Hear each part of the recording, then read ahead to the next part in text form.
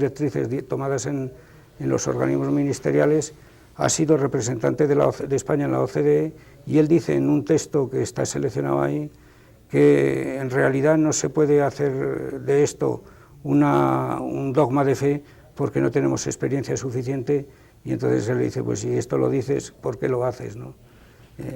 Solución: se está introduciendo un lenguaje que no aclara nada, que complica las cosas, que sesga los enfoques educativos y que reduce el conocimiento a lo comprobable.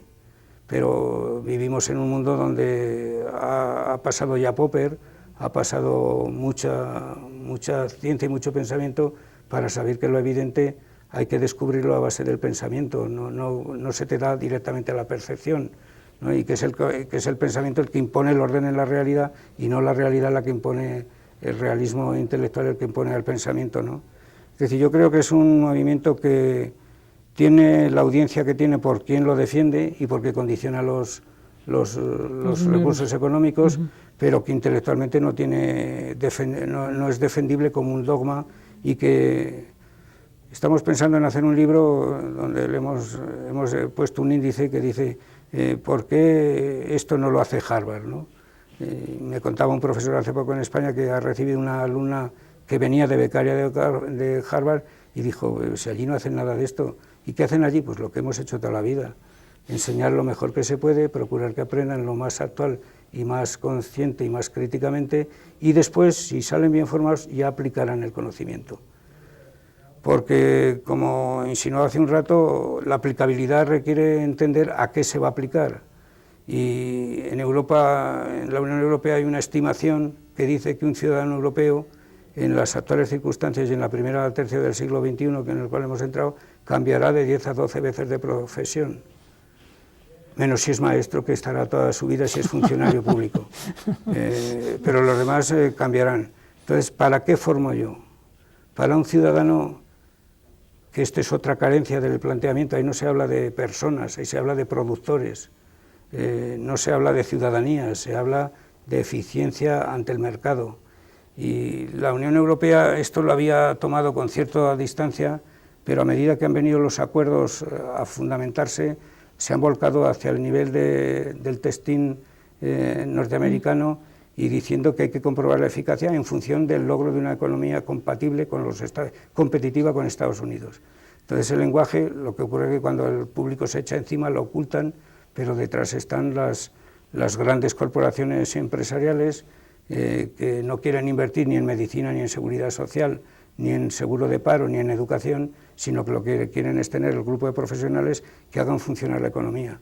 Pero como dice el filósofo Baum, cada revolución que ha habido legiones de desheredados que han sido volcados a la nada en la sociedad. Y en este momento que hay una transformación fuertemente económica, sin otro discurso que ese del eficientista, es estar hablando para una minoría exitosa, pero produciendo una cantidad de derrotados sociales terriblemente importante, ¿no? Mencionó varias veces la debilidad de los maestros. Tomo esa frase no tanto para profundizar en la debilidad de los maestros, sino en la formación de los maestros.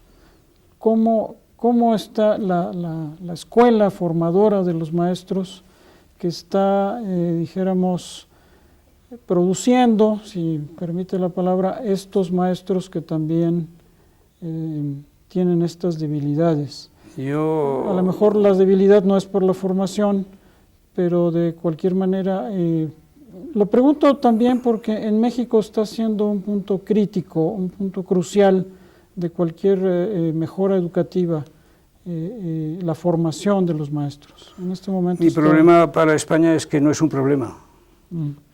Es decir, el problema que tengo para comentar, el problema que veo al comentarlo es que esto no es un problema allí. No es un problema ahí. No es un problema de las instituciones, aunque todo el mundo sabe que es un problema muy serio. Pero el tema es un poco complejo. Allí la política está muy sindicalizada, creo que en México también. También, sí. Está muy sindicalizada y los sindicatos se preocupan de lograr la jubilación anticipada, el aumento de salario, pero no hablan una palabra de la reforma cualitativa del sistema. Yo no me quiero arrogar el mérito, pero soy un incordiante y un desconsiderado y una figura peligrosa en algunos momentos también, porque desde el año 76 fue mi primera salida pública como intelectual, poniendo, como se dice vulgarmente, verde al sistema de formación de profesorado, que es muy débil. El maestro es la maestra, el profesor o la profesora, allí se guarda la denominación de maestro para el primer nivel de primaria y profesor para secundaria, y universidad profesor también, porque la secundaria históricamente está más ligada a la universidad que la primaria. Es un gran problema porque tenemos un profesorado que es de los que más cobra y gana en la Unión Europea y en la OCDE, de los que menos trabajan en horas lectivas de la OCDE, el de secundaria, del que más malestar tiene, el que más malestar tiene dentro del colectivo según el informe Talis, que salió este año pasado, y es un profesorado inaguantable en el sentido de que solo tiene reivindicaciones y no tiene elementos de autocrítica. Yo suelo decir públicamente que si el maestro tiene una importancia decisiva en la buena calidad de la educación, igual tiene alguna en la mala, ¿no? Claro. Es decir, igual es responsable. Lo que ocurre es que aquí, cuando te arremetes contra el maestro, es una figura débil y encima de que es débil lo vas a machacar, ¿no? Pero remontarse al sistema como el responsable de todo es desresponsabilizar a los de abajo. Yo digo lo siguiente como una nota característica para que se vea la incoherencia del sistema. Para ser profesor de profesores no hace falta ser profesor. O sea, que un anatomista pasa a la fábrica, entre comillas, de profesorado y puede dar formación de profesores en anatomía o en lo que sea, sin formación pedagógica ninguna. La formación de maestros es paralela al proceso de prestigiamiento, desprestigiamiento que socialmente ha tenido el cuerpo de magisterio.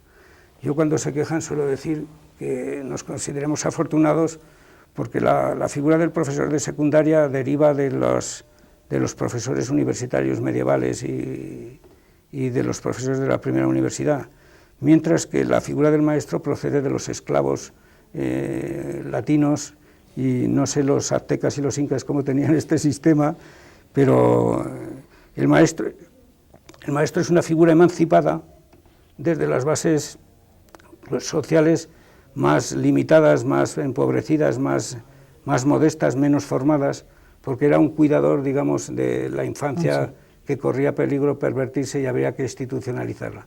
Una vez que estaba institucionalizada había que enseñarle algo, catecismo en las escuelas catedralicias y las reglas básicas de sumar, restar, multiplicar y dividir en la escuela pública, y el maestro ha sido un emancipador de las bases sociales más necesitadas, ¿no?